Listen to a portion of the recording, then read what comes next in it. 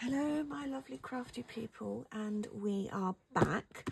We're back with the DiScArDeD project. It's been a little while, but I wanted to do some other bits and bobs, and apparently I'm quite ahead. So if you remember, the last thing we did was looking at the problem with plastic, and I created my plastic mind map with some reasoning behind that, and then did some manipulation of plastic. All kind of really exciting and really enjoyed all the different techniques. So then I went off and did some research and found an artist who uses lots of plastic and sewing and single-use plastic in her artwork. And I found this artist, Natalya Khorover. Now, she is a US-based artist who was born in the USSR. And she creates these great fabric, plastic collages. And what I did is I printed off some of her artwork, which I then stuck onto crepe paper and I sewed around. This is just printed onto sticky back plastic. And I do really like the effect and the fact that I've used the plastic, but it doesn't give a really good image that you can see the techniques. So what I then did was printed a few of the images in finer detail onto my photo paper.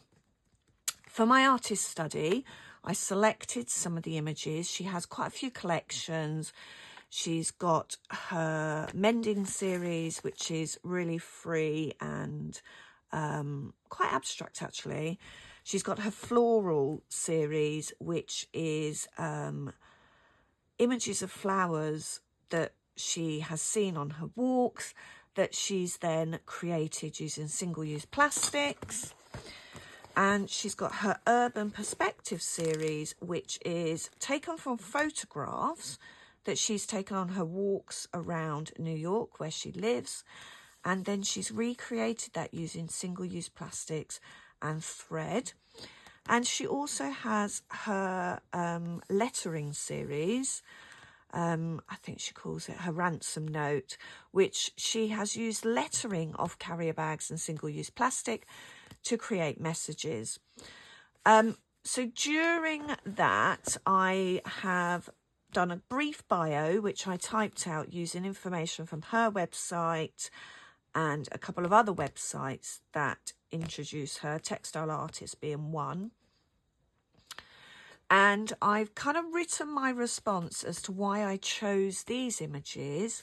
I have had a little practice at just using some straight stitch and zigzag stitch, layering up some single-use plastics onto fabric. Most of her stitching she does on the machine, but she does add hand stitching as well. This one you can see the French knots on there that have been hand stitched, but you can also see the clear lines of the machine. So from that was my artist study. So I've written my responses in the colours to the different collections. As I said, I've done a brief bio with some photos of her, and I've got some clear images of her work. I then created an artist copy. And the image I chose to copy was this one called Centura Sinus. Now, I know Centura is cornflowers. No, it's not. Centura's marigolds. But she's done it in blue, so kind of cornflower marigold. And I printed a really high quality image and looked in detail at the different types of stitching she's used. So this again is single-use plastics on fabric, and you can see she's used some straight stitch and some free embroidery following the contours and the outlines of the flower. She's used different types of blue plastic. Some of it's got tiny little flowers on it, some darker plastic in the middle, and then some darker thread in free embroidery. So I had a go at recreating that image. And first thing I did was some test strips, layering up some plastics and then sewing some straight stitches on my machine and some free embroidery on my machine using the blues and the greens. I love the striking contrast of the blue and the green, and how they kind of are really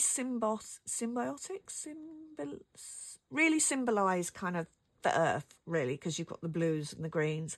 So in my artist copy, I printed a larger copy of this image, just in black and white, just in draft, and I went over the outline of the flowers. That then I traced the outline onto this off-white fabric. It's just a cotton fabric, which then I stuck. I cut out the shapes of the petals and the background, and I stuck it all down just using my glue stick to stick it down. I have popped some silvers in there just to create some of the lighter effect. There's some darker blue plastic in there as well. So I stuck it all down using glue stick, and then I used a cool iron and some baking paper and just ironed completely over it. That just stuck the plastic to the fabric, melted it a little and stuck it to the plastic a little better. Then I actually started with the flower and did the straight stitches, and I went all the way across on some of them. So in the middle, on the back, sorry, I've stuck it down, there is quite an overlap of stitching. So if I was to do it again, I'd probably draw a little circle around the middle, and I'd come down to that circle and go back out. Because when I wanted to do this darker free stitch over the top, it was really tricky on the machine to go through that much stitching already, and I did break a couple of needles. As I was doing it, I kind of realised that was what was happening. So these ones, the smaller ones, I did actually not overlap too much with the straight stitch. And then to do the free embroidery, I've got some ombre thread, which is varying shades of greens, and I just followed the contour and filled in the areas just like Natalya has on hers. So that was my artist study and my artist copy. So now I need to respond to this. So my initial thoughts are I'm going to have a go at manipulating some plastic, creating some of these different kind of ideas, maybe having a go at using some lettering from plastic bags. Over the last week or so, I've managed to pick up quite a few around me and at work and things, and have a go at just this wildness of her mending. When I stuck the plastic down, it has, weirdly, it's lifted when I stuck the images down, but you can still see the images, but you can also see the blobs of the glue. And I don't know why it's made the colour run, because it's actually printed on the front, but that's what it's done. But I really like the crispness of this one, where you can see the lines really clearly. And I do like the message of her lettering, and I like the freedom of this one. So I'm going to have a go at a couple of the techniques, and I might even pull in some of my own techniques as well. Just having a go at responding to Natalya's Khorover's artwork using my own kind of ideas and some of her techniques. So I've already done a little bit of image transfer. This is just sheet music that I stuck onto parcel tape, clear parcel tape, and then you give it a really good press down. And then I've just popped that in a bowl of water just to, and then you can gradually just rub away the background, being careful that you leave the image. So that I've got music paper now. It's almost like making your own washi tape, but I've got music paper, I've got a whole load of different plastics I'm going to experiment with. I've got some magazine images of towns and some lettering that I'm going to use, and I'm just going to have a go at exploring some of the techniques, combining some of my own ideas as well. And then to do a image inspired, I have printed, I took some photos of these dahlias that are in my garden, and I manipulated them using Canva, overlapping them, creating a background. And I've printed that in black and white because then I'm going to, very similar to when I did the Centura, I'm going to trace over the outline, trace that onto fabric, and then I will use plastics and machine to create my own artwork, inspired completely by Natalya. So those are what's coming up in the next video. So this video was a walkthrough of my artist study. So if you're doing your artist study, make sure you've got some clear images of the artwork that show the techniques.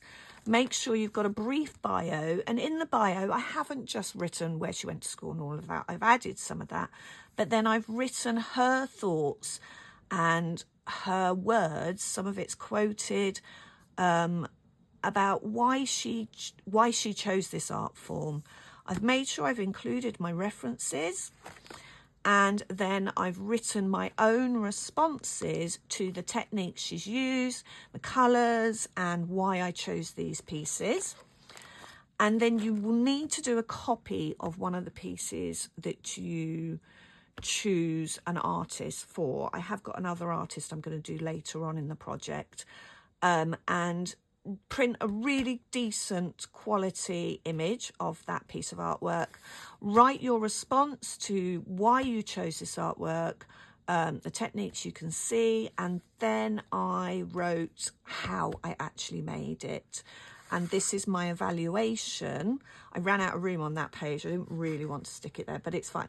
My evaluation of what I would do different next time. For example, I really wouldn't overstitch in the middle, which I'm going to remember when I come to my own piece. So hopefully that's inspired you a bit to do an artist study. Have a really good look out there. Initially, I was really hung up on I wanted to create a piece of clothing. And then I thought, you know what? Actually, I really love collage. And so I found an artist that uses single-use plastics, discarded materials in her collage, and really actually fell in love with her work. So she does do tutorials, and she's got a YouTube channel, and I've been watching them, and it's really lovely. She's got lots out there to look at. Yeah, so I'm now off to do some of my experimenting and experimenting using single-use plastic, stitching. I might even do some hand sewing, some of my own ideas, just to have a go at some of the techniques that Natalya uses, and then I will do my own version of this piece using pictures of dahlias from my garden. So keep watching. Thanks for all your support, your likes, your follows, your shares, and all of the subscribers. Let's keep going, and I will see you again. Thank you for watching.